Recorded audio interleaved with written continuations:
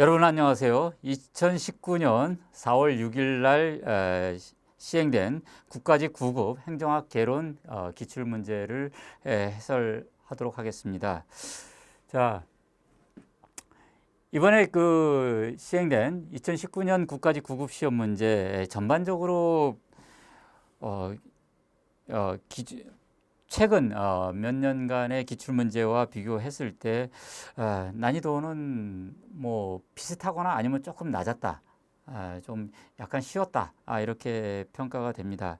뭐 한 두세 개 문제가 조금 굉장히 그 정답을 고르기 어려운 문제들이 있었는데요. 예를 들어서 그 지방자치의 역사를 묻는 문제 같은 경우 기초단체장과 그 지방의회 의원 단체장과 지방의회 의원 선거의 연역을 쭉 우리가 정부 수립 이후 이승만 정부 그다음에 박정희 정부 노태우 정부 등 현 정부까지 쭉 그 각종 그 선거제도가 지방선거제도가 변천되어 왔는데 이것을 묻는 문제가 특히 그 역사와 관련돼서 출제돼 가지고요 수험생들이 정답을 고르는데 상당히 애로가 많았을 것으로 평가가 되고요.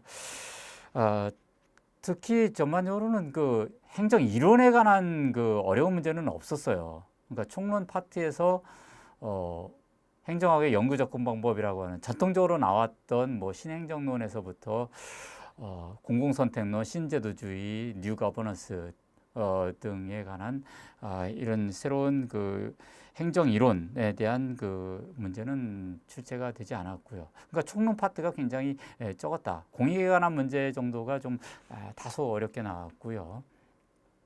나머지는 전반적으로 각 제도의 연역과 제도의 본질 특징에 대해서 묻는 문제였습니다. 그리고 그 전반적으로 뭐 다른 시험의 기출 문제와 같이 단순 암기식 문제는 별로 몇 문제 보이지 않습니다. 전반적으로 그 각 제도의 특징과 그 제도가 목적을 어떻게 달성하려는지 하는 운영 체계, 장단점 이런 것들을 제대로 이해하고 있는지를 테스트하는 그런 문제였다라는 점에서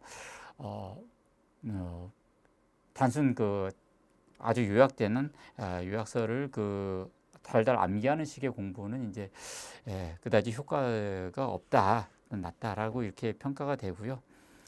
이제 여러분들도 이제 이 행정학이 선택 과목으로서 예외적이고 지엽적인 문제는 거의 출제하지 않는다. 그리고 시험에 나올 파트, 정형적인 파트에서 시험 문제를 낸다.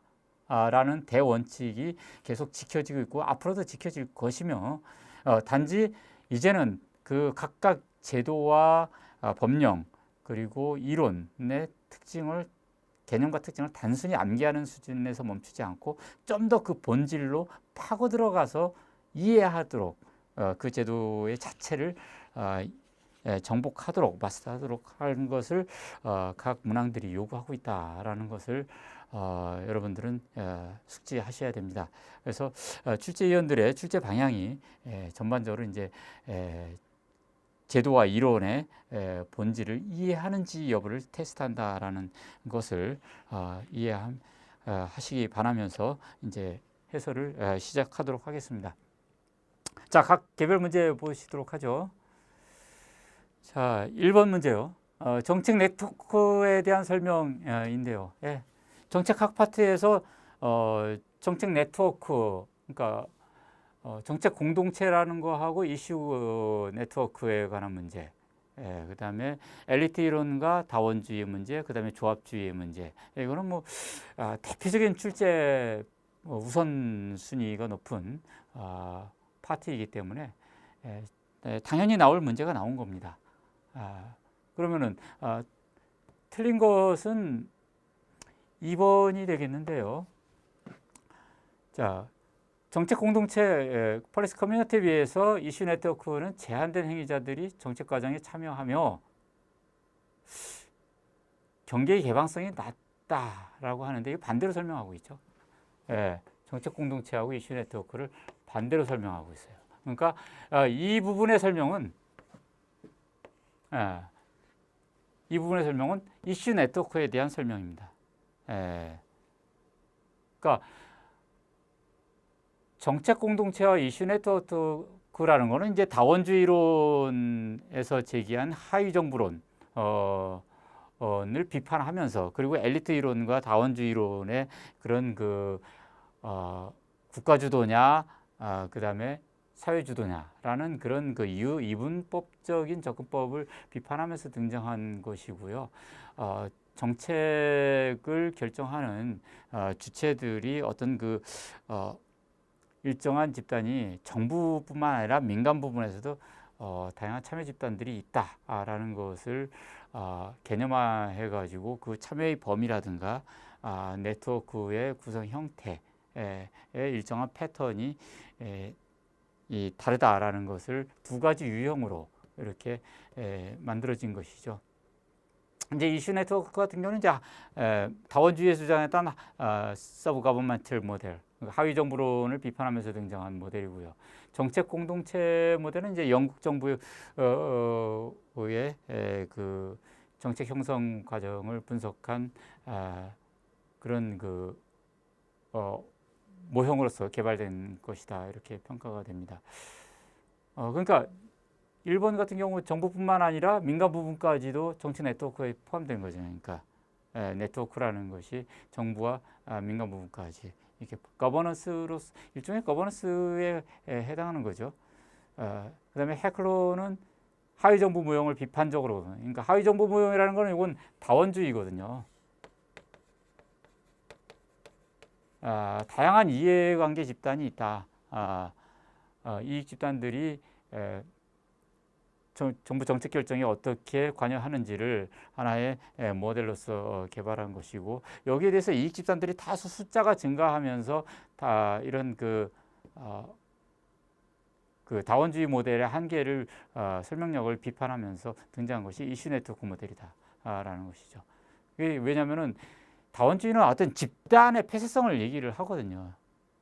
각 개별 집단들이 일정한 힘과 자원을 가지고서 어떻게 협상하는지에 초점을 맞추는데, 이 집단의 개방성들이 확대되면 될수록 다원주의 설명력은 한계가 있어요. 그래서 이런 개방적인 참여자들 간의 상호작용 현상, 이런 것들을 이슈 네트워크다라는 개념으로서 헤클로가 제시한 것이죠.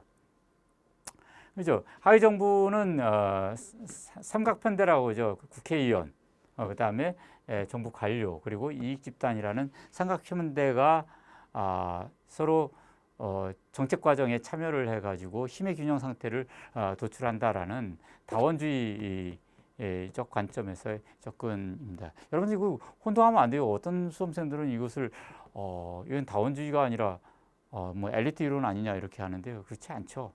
이건 어떤 다양한 집단들이 정책 과정에 참여해서 힘의 균형 상태를 이뤄낸다라는 그런 특징을 설명하는 것이다, 이렇게 볼 수가 있겠습니다.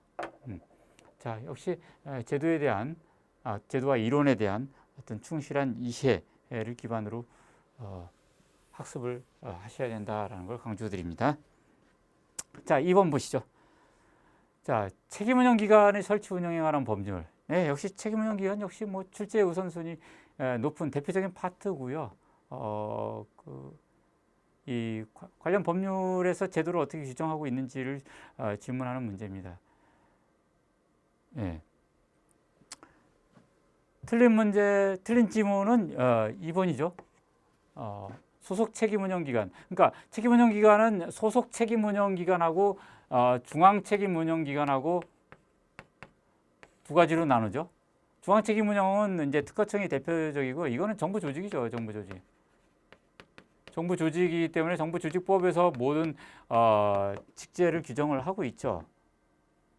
그러나 소속 책임운영기관은 뭐 정부 산하기관인 경우도 있고 아닌 경우도 있고, 그렇기 때문에 이것을 법률이 아니죠. 법률로 아니고 공무원의 이 총정원 한도, 이 소속 책임운영기관에 이제 공무원을 둘 경우 그 총정원 한도는 총리령이 아니라 대통령령으로 하죠. 대통령령으로 정하고 그 다음에 이제 그 하위 부서별 정원하고 고위공무원단에 속하는 공무원의 정원 이거는 부령과 총리령으로 정한다. 이렇게 돼 있죠. 그리고 세부직 부서별직 업무 편제 이런 거는 그 직무 기준으로 정하고 있고요. 그래서 요 사항은 항상 나올 파트였죠. 예상됐던 문제고. 그다음에 다른 지문 보시면 최고운영 기관은 기관장에게 재정상의 자율성을 부여하고 뭐 이런 이것은 그 외환위기 1997년 외환위기 이후에 이제 신공공관리적 관리 기법에 입각해가지고 시장성을 지향하는 정부 개혁이죠. 그 차원에서 도입이 된 것이고 소속책임 운영기관 소속 공무원의 임용시험은 기관장이 실시하는 거죠. 이 부분이 맞죠. 단지 이 부분 조심해야 되죠. 소속 책임 운영 기관의 소속 공무원에 대한 그 임용권은 기관장이 아니라 중앙행정기관 그 소속 행정기관의 사급 기관인 중앙행정기관장이 한다라는 거. 요게 이제 그 중앙 책임 운영 기관하고의 차이점이죠. 요게 이제 시험에 굉장히 나올 수 있는 포인트예요. 추후에도 조심하세요. 그다음에 기관장의 근무 기간은 5년의 범위 내에서 소속 중앙행정기관의 장이 정하되 최소한 2년 이상으로 하여야 된다. 이것도 임기제 공무원으로서 적절히 운영이 적절한 지문이죠. 자, 이 부분은 그 약간 이 부분에 대한 이해가 잘못된 경우에는 오답을 고를 수 있는 약간 그 까다로운 지문에 속한다 이렇게 볼 수가 있겠습니다. 자, 이처럼 세부적인 내용들을 자꾸 지문하는 문항들이 늘어나고 있습니다. 자, 3번 보시면요. 자, 지방자치법에서 주민참여제도는 굉장히 이건 지방자치 파트에서 문제 나올 때 가장 그 대표적인 출제 분야가 주민참여 분야다 이렇게 볼 수가 있겠습니다. 자, 옳지 않은 거를 고르는 건데요. 자, 이거는 4번이 옳지가 않습니다. 여기 보시면은요, 주민은 행정기구를 설치하거나 변경하는 것에 관한 사항이나 공공시설의 설치를 반대하는 사항의 조례. 이것은 이러한 조례는 청구할 수 있다가 아니라 없다죠. 이래야 맞습니다. 그러니까 주민이 조례를 제정이라든가 개정, 폐지 이런 것을 청구할 때 원칙적으로 대부분 다 청구 대상이 될 수 있도록 허용을 하면서 예외적으로 청구를 할 수 없는 대상들을 쭉 제한을 하고 있습니다. 그 대표적인 것들이 이런 거예요. 행정기구 설치. 이건 예산 증액을 요구를 하는 것이기 때문에 배제시킨 것이고요. 공공시설의 설치 반대 이런 거, 재판에 관여하는 사항이라든가 이런 문제. 특히 그 다음에 우리가 그 혐오시설이라고 그러죠. 혐오시설을 반대하는 것의 조례 이런 것들은 청구할 수 없도록 이렇게 제한을 하고 있고요. 그다음에 주민투표제도에 대해서 설명하고 있고요. 주민투표의 기본 개념에 대해서 설명하고 있는 것으로 맞고요. 그다음에 19세 이상 주민 여기서 19세 이상이라고 그러죠. 연령 반드시 기억하고 있어야 되고요. 주민감사 청구는 그 법령에 위반되거나 공익을 현저히 해친다고 인정되면 주민 감사 청구할 수 있죠. 감사 청구한 다음에 주민 소송을 제기할 수 있죠. 주민 소송을 제기할 때는 재무 사항에 한정한다, 재무 회계 사항에 한정한다라는 걸 조심해야 돼요. 이 부분이 상당히 추후에도 시험에 출제될 수 있습니다. 주민 소환권을 갖고 있는 것인데 이 주민이 그 직접 후보를 선출하는 지역구 단체장하고 그 비례대표 지방의회 의원만 주민 소환 할 수 있는 것이지 비례대표 의원은 안 된다라는 거 적절히 설명하고 있죠. 비례대표 안 된다라고 하는 거죠. 예. 예. 다음 문제 보겠습니다.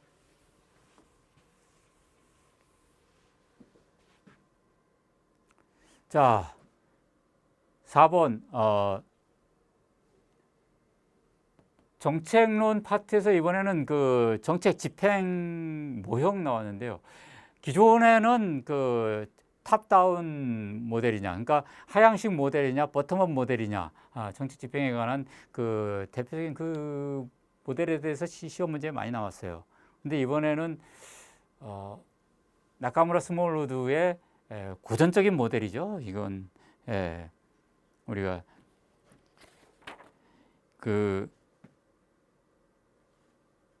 정책 집행 5가지 유형을 제시를 하고 있는데요. 우리가 그 나카무라 스몰우드가 제시한 그 정책 결정자와 집행자의 관계를 5가지 유형으로 제시하고 있죠.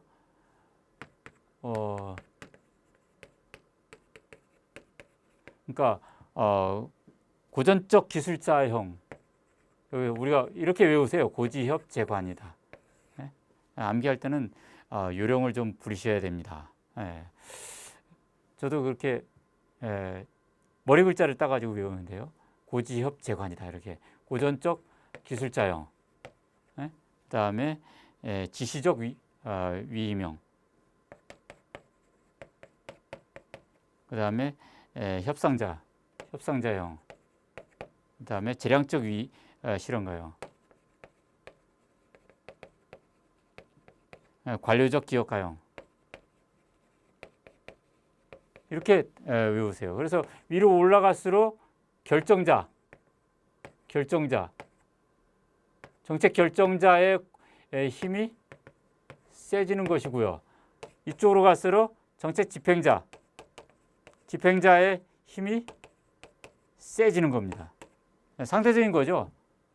결정자의 힘이 세지면 집행자의 힘은 약해지고요. 집행자의 힘이 세지면 결정자의 힘은 약해지는 상대적 관계다.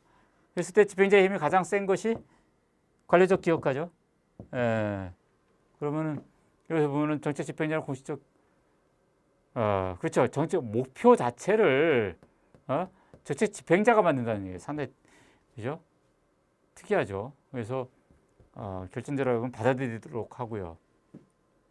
그리고 집행자는 목표 달성을 위한 수단까지를 선정을 해서 정책 결정자와 협상한다라는 거죠. 미국 FBI 국장직을 수행했던 후보 국장이 대표적인 예이다. 이런 거죠. 관료적 기업가가 이에 해당한다. 볼 수 있습니다. 자, 다음 문제 보도록 하겠습니다.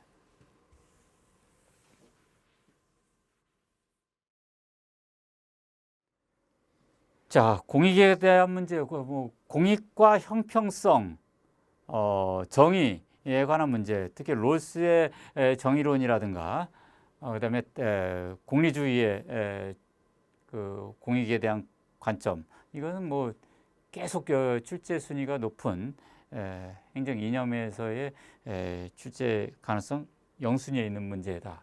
이렇게 볼 수가 있겠고요. 나올 만한 파트에서 나온 문제예요. 그런데 이제 문제가 이렇게 그 국가공무원법이다, 공무원 헌장이다 이렇게 해가지고 세부적인 법령의 규정에 조항을 묻고 있어요. 그러니까 까다롭죠. 우리가 보통 이제 수험서에서 이렇게 세부적인 그 법령의 각 조항을 이렇게 제시하지는 않는 경우가 굉장히 많거든요. 기본서에서. 그러다 보니까 이런 부분들은요, 시험 공부하면서 기본서에 보충을 해 주셔야 돼요.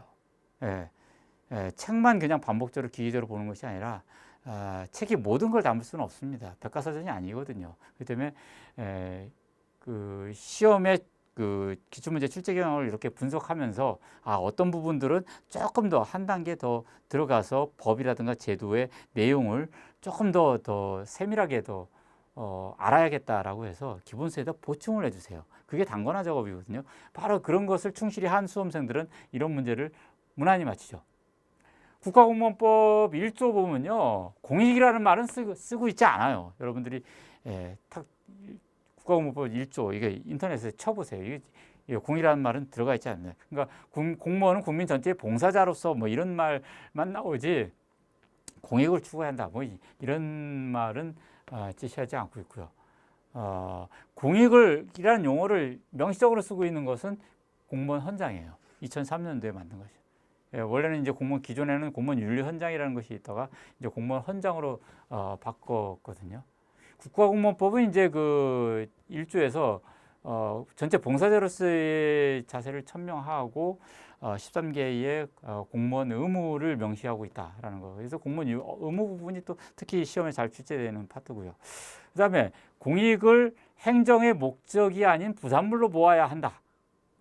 이거는 요 파트는요. 이 부분은 신공공관리론이에요. NPM에 관한 문제입니다. NPM에 관한 설명이고요. 신공공서비스로는 공익을 행정의 목적으로 보는 거예요. 예. 다르죠. 서로 이런 점에서. 그 다음에 공익에 대한 실체설. 실체설은 공익이라는 건 선언적으로 존재하는 것이다. 이렇게 보는 것이고, 공익을 사익 간, 타협 또는 집단 간 상호작용의 산물로 본다. 이거는 과정설이죠. 그런 점에서 다르다 하는 거예요. 자, 그렇기 때문에 답은 당연히 2번으로 가야 됩니다. 그래서 상당히 이번 그 국가직 시험 문제에서 5번은 상당히 그 정답을 고르는데 까다로움이 있었을 것으로 예상이 됩니다.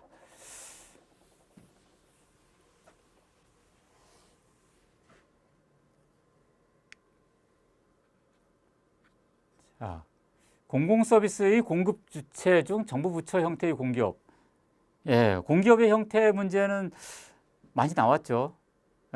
공공기관 운영에 관한 법률에서 이제 시장형 공기업하고 준시장형 공기업, 그다음에 준정부기관 이렇게 공공기관을 구분을 하고 있는데요. 이번에 나온 시험 문제는 정부 부처형 형태의 공기업이라고 그래가지고 이거는 공공기관 운영에 관한 법률에서 정하고 있는 것이 아니거든요. 각 개별 법률에서 정하고 있죠. 그 다음에 이건 기업 예산회계법에서 정부 기업 예산회계법에서 적용을 하고 있는 것이고요. 우리나라 정부 부처 형태의 공기업은 총 5개 종류가 있죠. 그러니까 정부 부처는 우편, 우체국, 예금, 양국, 그다음에 조달 이렇게 해가지고 4개 하고요.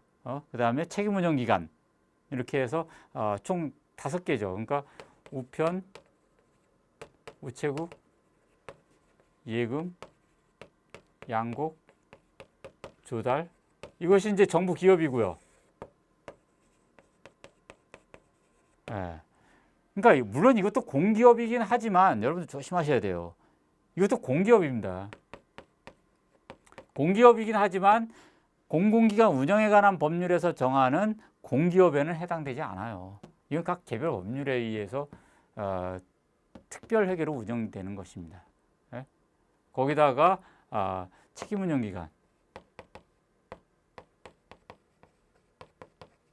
이렇게 해서 총 5개로 운영이 되고 있죠. 그러니까 정부 부처의 형태의 공기업은 이렇게 5개인데요. 자, 한국철도공사라든가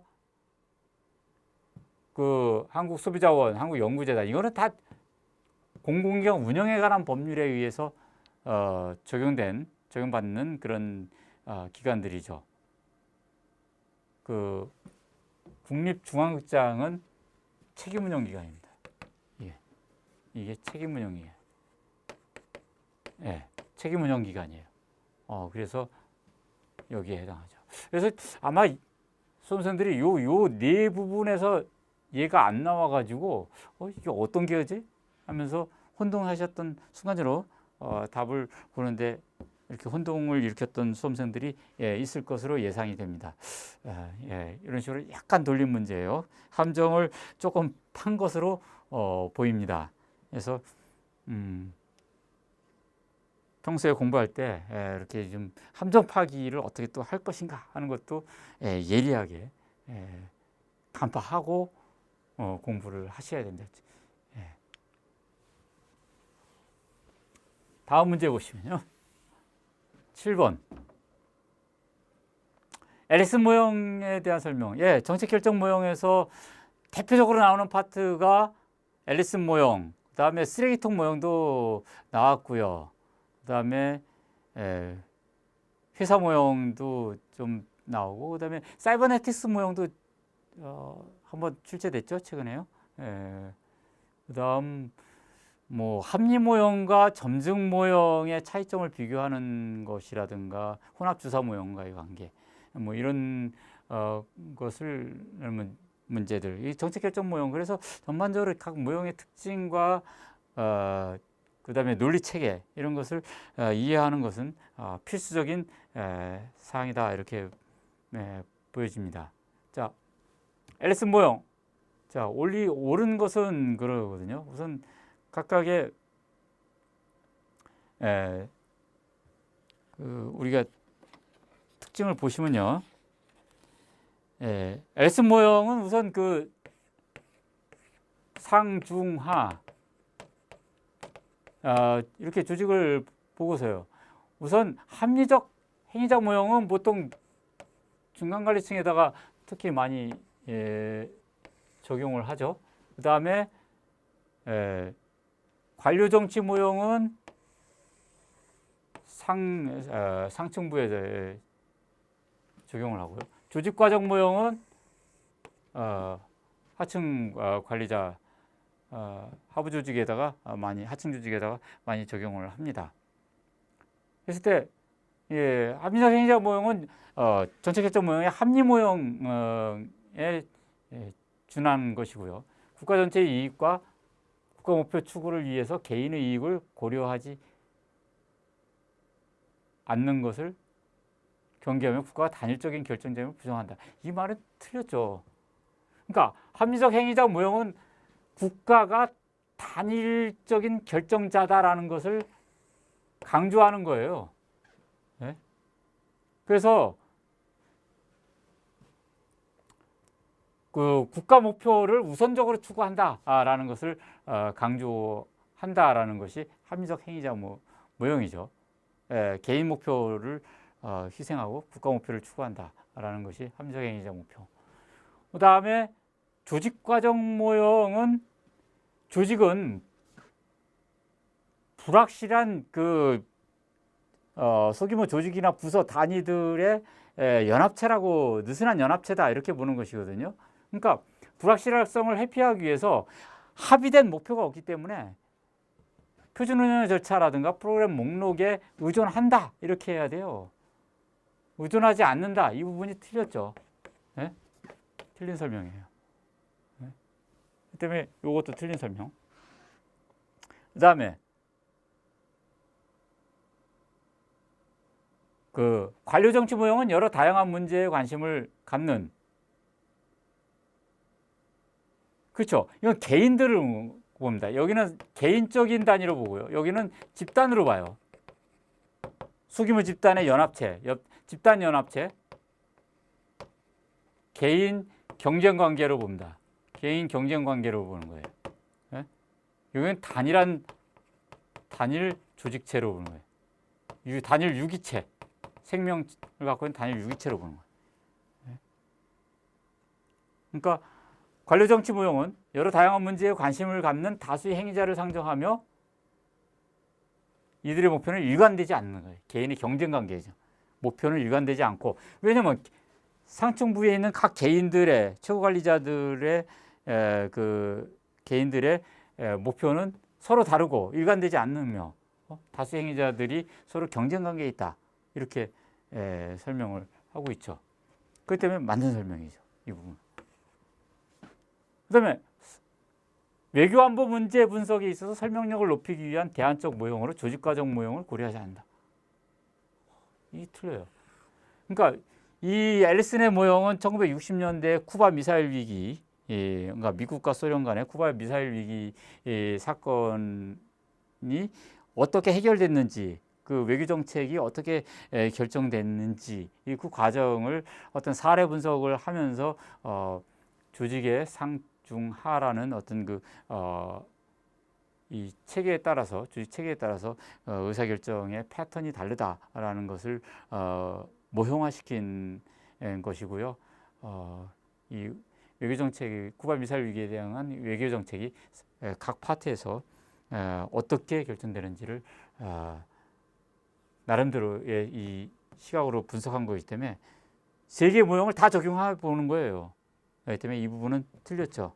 배제했다 그랬으니까 틀린 설명이 되겠습니다. 상당히 이 부분도 좀 정답을 고르는데 여러분들은 애로사항을 겪을 수험생들이 많았을 것으로 생각이 됩니다.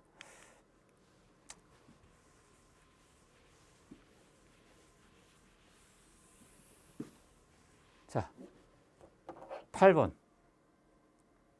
정부 규제에 대한 설명.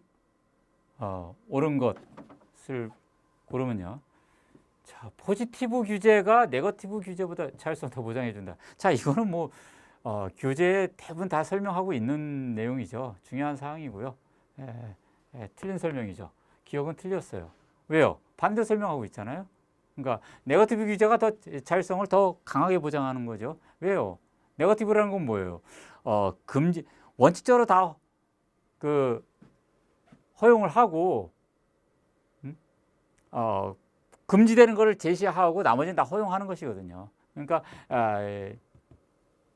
이 포지티브 규제는 네거티브 규제보다 오히려 더 자율성을 더 보장해주지 못합니다. 때문에 반대로 설명을 하고 있어요. 그다음에 환경 규제와 산업재해 규제는 사회 규제의 성격이 강하다. 그죠? 경제적 규제와 사회적 규제를 설명할 때 사회적 규제는 개인의 삶의 질을 보호하는 그런 목표를 갖고 있는 것이기 때문에 환경 오염을 규제한다거나 어떤 산업의 위험성 그런 것들을 관리 규제하는 것은 사회적 규제 성격에 해당하는 것이죠. 그러나 이제 뭐 독과점 규제라든가 이런 것들은 경제적 규제에 해당하고요. 그다음에 공동 규제라는 것은 정부와 민간이 함께 규제 장치를 만들어서 함께 가동시키는 것이거든요. 그러니까 정부로부터 위임을 받은 민간 집단에 이루어지는 규제를 의미하는 것이죠. 공동 규제와 달리 조금 자율 규제라는 말은 있어요. 자율 규제는 정부가 개입하지 않고 민간이 스스로 규제하는 걸 얘기합니다. 그렇기 때문에 이것은 자율 규제는 사실상 강제력을 보통 수반하지 않는 경우가 대부분이기 때문에 규제의 실효성은 떨어지나 그러나 어떤 특정한 산업 집단에서 스스로 규제하는 것이기 때문에 상당히 효율성은 또 높아질 수 있죠. 그다음에 수단 규제는 정부의 목표를 달성하기 위해 필요한 기술이나 행위, 그러니까 어떤 시설이나 장치를 갖출 것을 요구하고 있는 거죠. 안전 장비를 갖춰라. 어떤 공사장이라든가 이런 데다가 하는 것이고, 그렇기 때문에 수단 규제는 어떤 필요한 목표를 달성하기 위한 기술이나 행위에 대해서 사전적으로 규제하는 것이죠. 이에 반해서 이제 성과를 규제하는 것은 우리가 성과 규제. 그 다음에 관리 과정, 어떤 시스템 자체를 규제하는 것은 관리 규제, 이렇게 얘기하는 것이죠. 수단 규제가 그 때문에 이게 굉장히 자율성을 억제를 하는 특징을 갖고 있어요. 규제 대상자의 자율성을 억제한다, 이런 특징을 갖고 있죠. 그 때문에 맞는 설명이죠. 기억만 틀렸다 이렇게 보입니다. 자, 9번 정보본부 평가에 관한 문제입니다. 역시 나올 대상에서 나온 것이에요. 근데 이번에 나온 문제는요, 여기서 보면은 틀린 것을 고르는 건데요. 이 부분에서 틀렸죠. 이 부분이 지금 암기사항이거든요. 2인이, 위원장 2인이죠. 위원회 구성은 위원장 2인에 15인 이내의 위원으로 구성한다. 이렇게 되어 있는데, 여기서 보면 지문을 이렇게 1인과 14인, 이렇게 위원장이 이렇게 1인, 14인 이내의 위원, 이렇게 해가지고 틀린 것으로 되어 있습니다. 그래서 참 단순 암기사항 문제를 냈어요. 뭐 지방자치단체장의 정보평가, 그다음에 국무총리가 이제 특정 평가를 실시한다. 라는 거. 그다음에 정보분 평가는 중앙행정기관 또는 지방자치단체의 평가를 모두 다 포함한다. 이게 맞죠? 그렇기 때문에 4번이 틀린 것으로 나옵니다.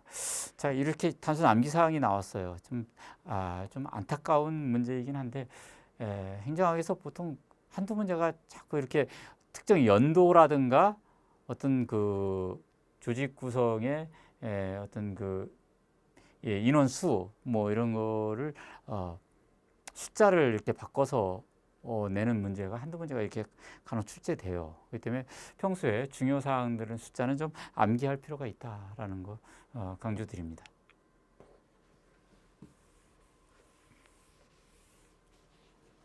그다음에 10번 지방선거에 이번에 가장 그 국가직 시험에서 오답률이 가장 높았을 거로 예상이 되는 그런 문제입니다.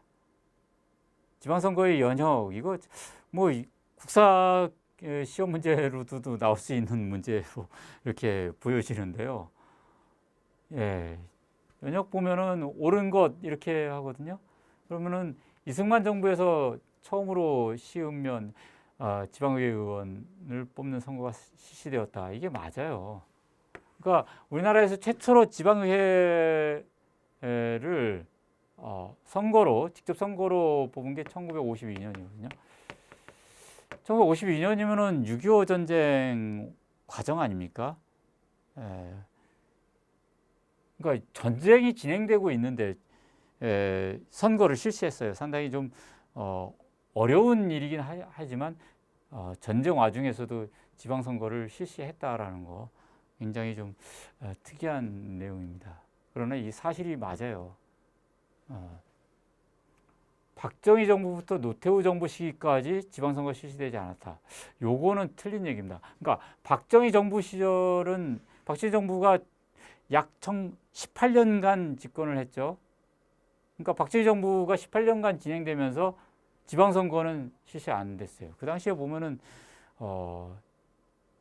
그 헌법에서도 그 사실상 지방자치를 이렇게 보장하지 않으면서 지방선거가 무한정 이렇게 연기됐었던 그런 역사적 사실이 있고요. 노태우 정부 때는 지방선거가 실시됩니다. 선거가 실시된다라는 거. 이것이 이제 1991년도입니다. 그래서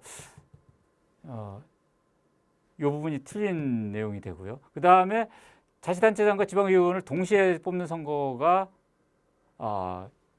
1995년에 실시돼요. 그렇기 때문에 김대중 정부는 시작이 1998년도에 시작되죠. 외환위기 이후에. 그렇기 때문에 요거는 그 김대중 정부 전이 김영삼 정부죠.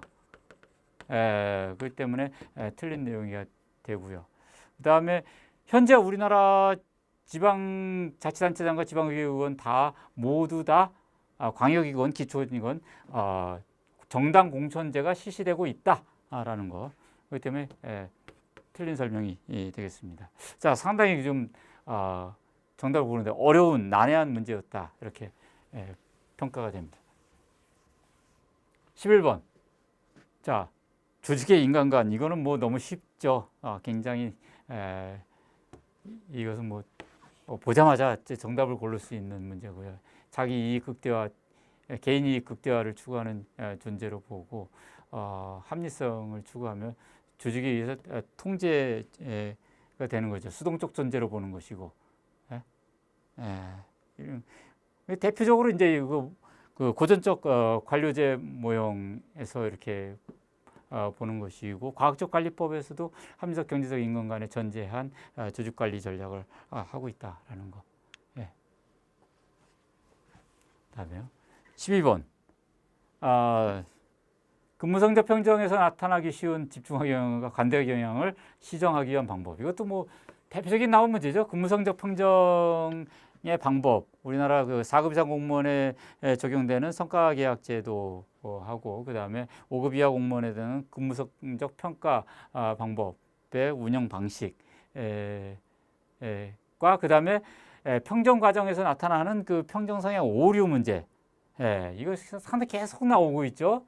그다음에 그래서 그 집중화 경향이라든가 관대화 경향, 뭐 집중화 경향은 어느 특정 상중 하 중에서 어느 한 중이라든가 이런 것에 다 몰아쳐서 점수를 주는 것이고요. 관대화 경향은 다 뭐 우리가 양갓집이라 그러죠. 흔히 말로 다 좋게끔 평가하는 경향. 이런 거 하려면 어떻게 돼요? 배분 비율을 나누는 거죠. 강제 배분법.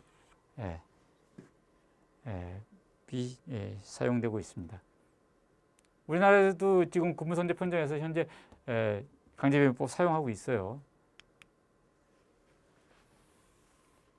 다음 13번.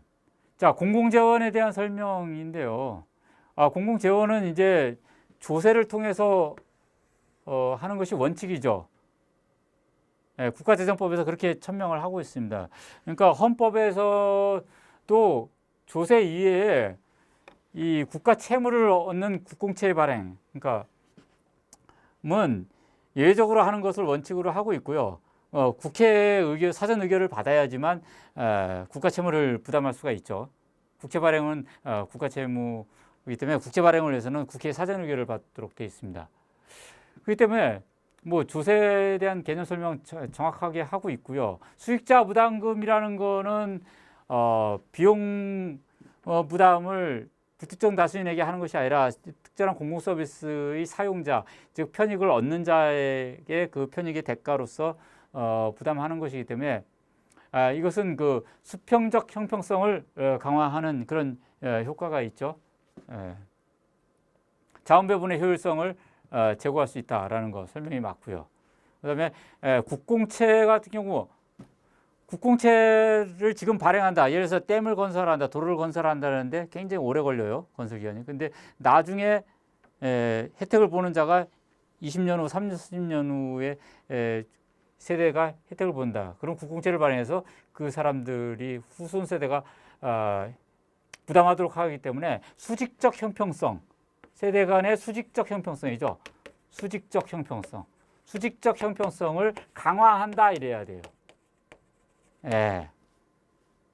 그걸 제대로 이해해야 됩니다. 그렇기 때문에 뭐 조세의 경우 납세자 국민은 정부 지출을 통제하고 성과에 대한 지출의 책임을 요구할 수 있다. 맞죠. 감사 청구할 수 있잖아요. 국민 감사 청구할 수 있고. 그렇기 때문에 이 4번이 맞는 설명이 됩니다. 이걸 틀렸다고 생각하는 수험생들이 일부 있더라고요. 이 부분 조심하셔야 됩니다. 그 때문에 3번이 정답이 되겠습니다.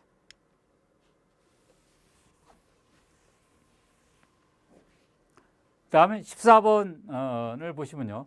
위원회 조직 또 굉장히 그 정부 그러니까 조직론 파트에서 굉장히 이제 자주 나오는 거죠. 위원회는 그 우리가 자문위원회하고 행정위원회로 이제 대분되는데요. 여기서 보면은 그 국민권익위원회는 자문위원회에 해당한다라고 하는데 그렇지 않죠. 자문위원회는 의사결정 권한이 없는 걸 얘기하죠. 행정위원회는 의사결정 권한이 있는 행정관청을 얘기하는 겁니다. 대표적으로 행정관청적 성격을 가진 행정위원회는 소통심사위원회 맞죠? 그다음에 공정거래위원회도 행정위원회에 속하고요. 국민권익위원회도 행정위원회에 속해요. 자문위원회는 정보업무평가위원회가 대표적으로 자문위원회입니다. 예. 그렇기 때문에 이 부분이 틀린 설명이 되겠습니다.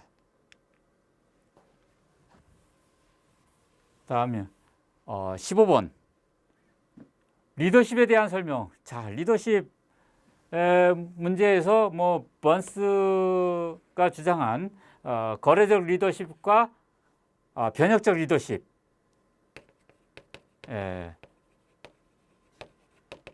십의 특징을 비교하는 문제. 이거 뭐 기출 문제 우선순위 넘버 원. 그렇죠? 나올 게 또 나온 겁니다. 거래적 리더십은 부하를 관리자가 통제에다 초점을 맞추는 거죠. 목표를 달성하기 위해서. 그래서 어떤 그 거래한다가 뭐예요? 목표 달성을 하기 위해서 네 개인의 욕구를 억제하고 부하 구성원이 성실히 일을 하면 그에 대해서 보상을 준다라는 욕구 억제에 대한 보상을 거래한다라고 하기 때문에 거래적 리더십이에요.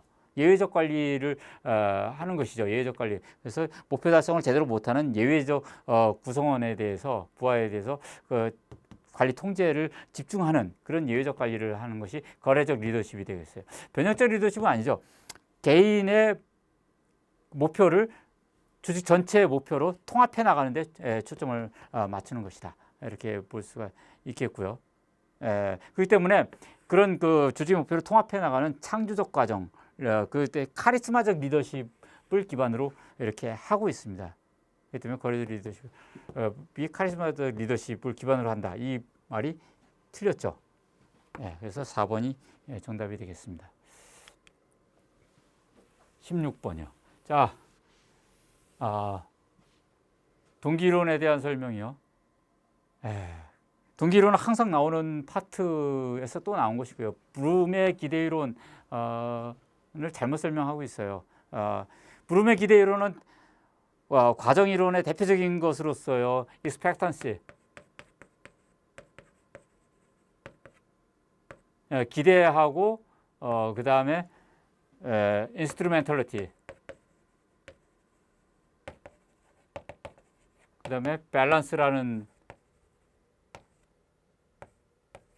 세 가지 개념을 하고 있죠. 그래서 예를 들어서 여러분들이 시험 공부를 한다. 노력. 공무원 시험 공부를 했어요. 합격. 노력하면 시험 공부를 열심히 노력하면 할수록 시간이 길면 길수록 합격할 가능성은 높아지느냐. 이것의 가능성이 익스펙턴시의 문제죠. 자, 합격을 하면 여러분들의 목표는 뭐예요? 단순히 합격은 수단이죠. 1차적인 수단이에요. 뭘 달성하기 위해서? 돈을 많이 벌기 위해서. 부자가 될 수 있느냐? 과연 공무원 되면 여러분들 부자 돼요? 퀘스천 마크죠? 이것이 인스트루멘털리티 문제죠. 어떻게 생각하느냐 사람마다 다르잖아요. 그죠? 주관성 인지 과정을 강조하는 겁니다. 그러면 내가 궁극적은 돈이 아니라 뭐예요? 행복이에요. 돈 많으면 행복한가? 과연 나는 이것을 얼마나 강력하게 돈을 통해서 행복을 얻는 것을 얼마나 난 강하게 생각하느냐. 이게 밸런스의 문제죠. 자, 이런 결국은 상당히 주관적인 문제고 동기가 이루어지는 거죠. 그것을 인지 과정을 강조했다라는 측면에서 이 브룸의 기대이론은 상당히 중요하고요. 수단성은 특정한 결과에 대한 선의 강도가 아니라 밸런스를 얘기하죠. 밸런스가 이 부분을 얘기하고 있다라는 거. 그렇기 때문에 틀린 설명이 되죠. 17번 공무원의 근무 방식. 자, 이건 최근 이슈화되고 있는 문제예요. 그러니까 시간 선택제 공무원이라는 것이 등장하면서 요즘 그 가족 친화적 근무 형태라든가 노동의 유연성 뭐 이런 것이 상당 뭐 민간 부분에서도 그렇고요. 정부 부분에서도 어떤 유연한 근무 체계, 고용의 유연성 이런 것들이 상당히 강조되어 있고 또 근무의 삶의 질을 어떻게 향상시킬 수 있느냐 문제하고도 또 관련돼 있기 때문에 굉장히 중요한 어떤 시사 이슈적인 문제다 이렇게 볼 수가 있고 평소에 이런 것들이 민간 기업 부분이라든가 정부 부분에서 이런 근무 형태에 관한 노동 고용 형태에 대한 것들이 어떻게 쟁점화되는지 제도가 어떻게 바뀌는지 하는 것을 반드시 체크해 두시기 바랍니다. 시험에 나올 수 있는 파트고요. 보면은 시간 선택제 근무는 통상적인 전일제 근무 시간보다 길거나 짧은 여기서 길거나가 틀린 거죠. 짧은 시간만 근무하도록 하는 제도예요. 예? 그러니까 더 길게는 안 돼요. 그건 초과근무라고 하죠. 정규직이 보통 초과근무하면서 그 초과근무 수당을 받도록 하는 것이지 시간 선택제 근무로 하는 것은 아니다. 하기 때문에 틀렸죠. 그다음에 탄력근무제, 원격근무제 다 현재 우리나라에서 정부에서 사용하고 있는 겁니다. 탄력근무제는 정규 시간 주 40시간을 다 하면서 그것을 어떻게 배치하느냐 하루의 근무 시간을 길게 짧게 이렇게 조정하는 것을 얘기하는 겁니다. 근무 일수도 뭐 어떤 때 집중적으로 4일, 어떤 때는 6일 이렇게 주마다 달리할 수 있게끔 하는 거예요. 원격 근무제는 뭐 컴퓨터 시스템을 사용해서 집에서 재택근무하도록 하는 제도 이런 것들이 가족 친화적 그다음에 노동의 유연성을 제고하는 그런 제도다. 가족 친화적. 그래서 삶의 질을 제고하도록 하는 그런 제도로서 현재 도입돼서 사용하고 있다라는 거. 그다음에 18번 보겠습니다. 자, 이거는 쉽죠, 여러분들. 굉장히 난이도 하의 문제입니다. 감수성 훈련이죠. 센시티비티 트레이닝이라 T그룹 훈련이라 그러죠. 한 10명, 20명 내외의 어떤 그 서로 이질적인 사람들을 한 집단으로 만들어서 일정 기간 동안 서로 대화를 허심탄회하게 해가지고 문제 해결을 하도록 이런 하는 그런 훈련 방식이고 이것이 OD 조직 발전의 대표적인 방법이죠. 조직 발전, 조직의 효과성을 증진시키는 대표적인 방법으로서 사용되고 있다라는 거예요. 자, 다음 19번 보겠습니다.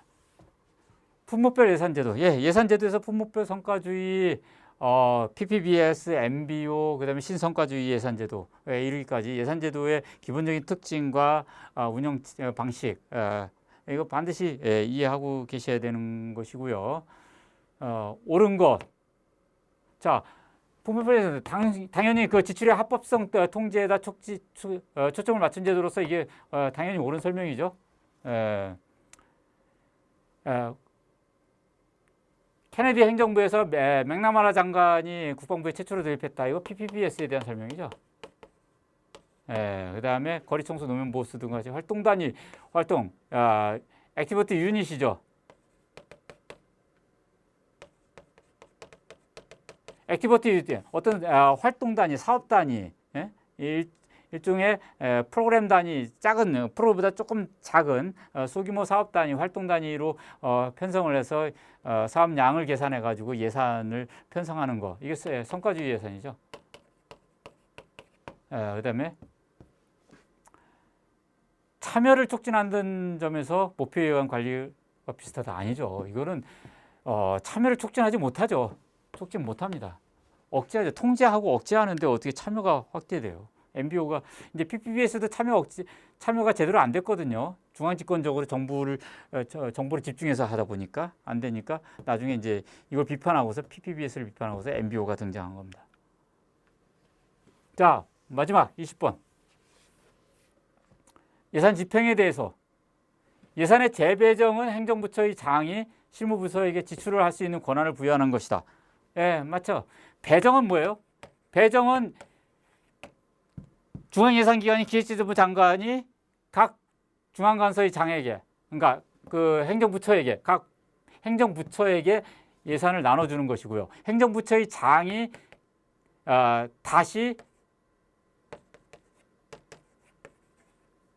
산하기관, 그러니까 그 실무부서에게 예산을 그 지출 권한을 나눠주는 거, 이것을 재배정이라고 하죠. 맞는 설명이죠. 그다음에 예산을 전용하기 위해서는 정부 부처는 미리 국회 승인을 받아야 된다. 틀렸죠? 이용이죠, 이용. 정부 부처의 승인을 받는. 그러니까 정부 부처의 승인을 받을 필요가 없어요. 전용은 승인을 받을 필요가 없죠. 행정 과목 간의 어떤 그 새 항목 이라는 행정 과목 간의 이동을 통해 가지고 예산을 융통적으로 사용하는 것은 기획재정부 장관의 승인만으로 지출이 가능하다. 이렇게 되어 있습니다. 예비비는 그렇죠. 공무원 인건비 인상을 위한 예비비 충당은 사용할 수 없도록 이렇게 제한을 가하고 있죠. 이걸 사용하게 하면은 좀 문제가 있기 때문에 이런 식으로 규제를 하고 있는 것입니다. 자, 2월은 회계연도 독립 원칙을 넘어서서 다음 연도로 예산을 사용하게 할 수 있게끔 융통성을 부여하는 제도인데 명시이월과 사고이월이 있죠. 사고이월은 어떻게 돼요? 대표적으로 정부 사업이 예를 들어서 공사 계약을 했어요.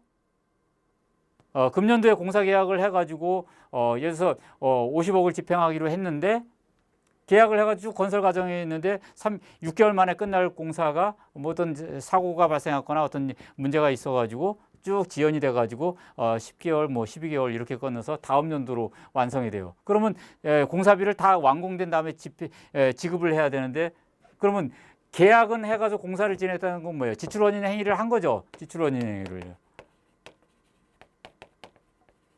공사 계약을 했어요. 금년도에 이렇게 했는데 이것이 다음 연도로 완공을 하고 지출을 한다. 이렇게 할 수 있는 거. 이것이 사고이월이죠. 사고이월. 집행과세 재해 등의 이유로 불가피해 다음 연도로 이월된 경우죠. 그러니까 명시이월은 이게 아니라 이미 예정된 거예요. 2월 다음 연도 넘기기 예정된 거기 때문에 국회 사전 의결을 받아야 돼요. 그러나 사고이월은 예상할 수 없었던 거기 때문에 국회 사전 의결은 받을 수가 없겠죠. 이렇게 한 다음에 일단 집행을 이렇게 진행을 하는 것을 얘기합니다. 자, 지금까지 20문제를 함께 검토했는데요. 전반적으로 평이한 수준입니다. 지방자치의 역사에 관한 문제라든가 이런 한두 문제를 빼놓고는 전반적으로 좀 평이하게 출제돼 가지고요. 수험생들이 무난히 성실하게 충실하게 공부한 정도 방식으로 공부한 학생들은 고득점을 했을 것으로 예상이 됩니다. 자, 시험 공부하시느라고 또 시험 보시느라고 여러분들 수고하셨습니다. 여러분들 합격을 기원드립니다. 감사합니다.